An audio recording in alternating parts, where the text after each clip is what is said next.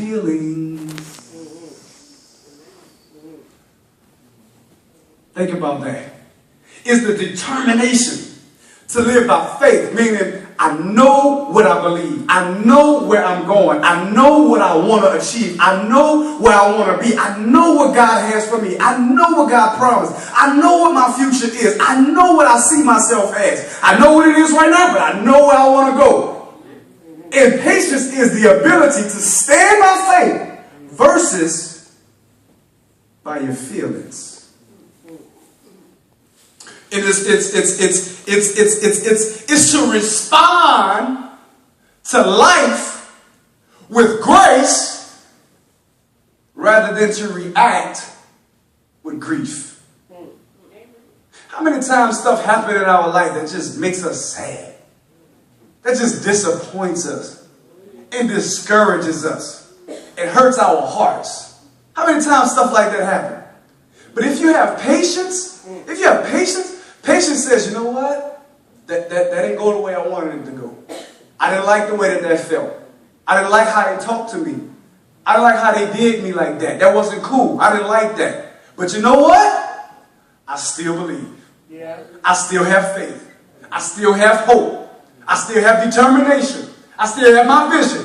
I still have my dream. That's what patience is all about. Can I tell you about a man that had patience? Another man. And you know, we are March now, but we just got out of February with Black History Month. How many of y'all heard of Nelson Mandela?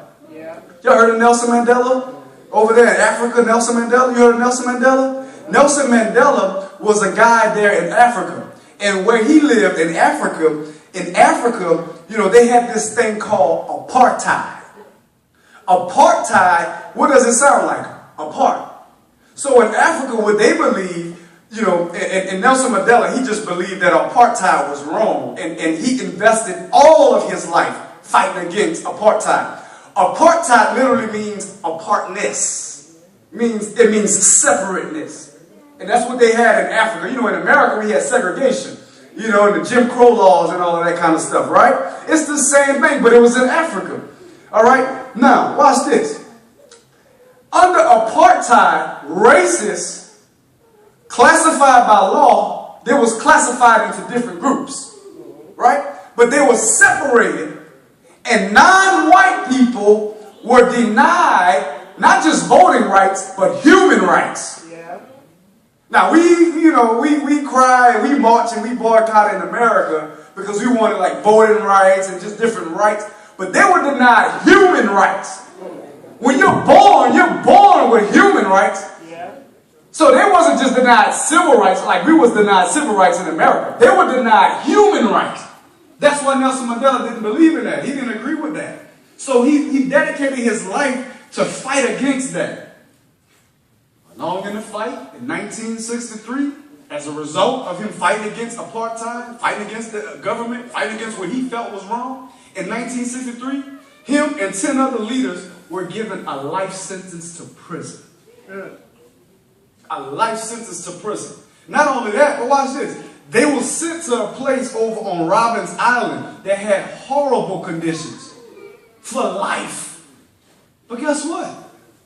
When he got in prison, even inside of the walls, Mandela still became a beacon of hope and a symbol of the fight for freedom to people all across the world. Yeah. Huh? Yeah. Come on, man. You believe that what these people is doing is wrong, so you dedicate your life to do what is right. And then they put you in prison, and you say, you know what? It got worse, but I'm still focused. I'm still focused. I'm still going ahead. I'm still believing what's going to happen for me is going to happen.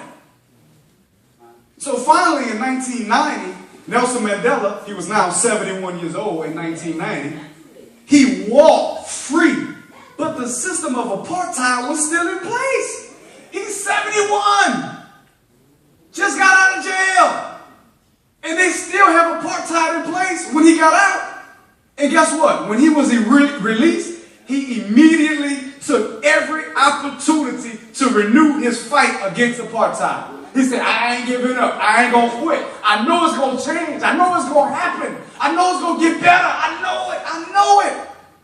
And finally, in 1994, Mandela's vision had come to pass. Yeah. the victory over apartheid is a testimony of Mandela's patience. He could have quit when he went to jail. He could have quit. He could have said, well, this is going to always be like this. I guess I'm going to always feel like this. I guess I'm going to always be in this situation. I guess I'm going to always be in this circumstance. I guess this is just who I am. No. Even when he went to jail, and none of us up in here right now are locked up. We free. So if we free, we still have the ability to get it. We still have the ability to achieve. We still have the ability to accomplish our dreams. Yeah. He was in jail still trying. None of us today is in jail. But how many of us give up? How many of us quit? How many of us throw in the towel? How many of us put our faith on the side and pick up our feelings and get it all in our feelings? But no, Mandela said, you know what? I know it's going to change. Let me give you this principle in my last 3 minutes. Watch this. Patience holds its position despite the struggle. Patience holds its position. Come on, let's say that together. Say, patience, holds its position, despite the struggle. Let's say that again. Say, patience, holds its position, despite the struggle. Yeah, patience says, this is where I'm at. This is where I'm right here. I'm right here. I ain't going nowhere. I'm not going nowhere. Boom, you can knock me on the side, but I ain't going nowhere. Boom, you can hit me on that side, but I ain't going nowhere. I'm patient. I'm patient because I know what I believe is going to happen. It's going to happen. Yeah. That's what patience says. Patience says, I'm going to hold my position. Because, when I was young, man, there were certain times where I needed money. And my friends, I had certain friends, they went to McDonald's and they worked different or Winn-Dixie jobs and just different things like that. My mom and my dad wouldn't let me do that because they wanted me to be focused on school. But I needed money because my friends had money. But then I found out some of my other friends had money, but it wasn't because they went to McDonald's or it wasn't because they went to Winn-Dixie. It's because they were selling drugs. But see, because I wasn't patient enough to wait until my parents allowed me to make money, what I did was I got impatient and I stepped outside the house and I started doing what they was doing, knowing nothing about it. I'm not even from the streets. I'm not even from that. But that's what impatience will do. Impatience will cause you to do stuff that you ain't even supposed to do. You got to stay patient. Patience, what does it do? It holds its position despite the struggle. And I'm looking at some people today who say, you know what, brother? I've been dealing with some struggles. And you know what I want to tell you? In spite of your struggle, be patient. Yeah. Be patient. Be patient. Don't rush. Don't get ahead of God. God's going to come through. God's going to make it happen for you. God's going to turn the situation around for you. But you got to be patient.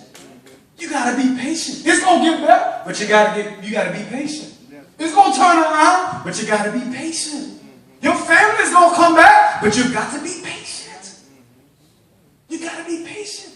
You're going to find that job that you want, but you got to be patient. You got to be patient. Patience holds its position. Watch this.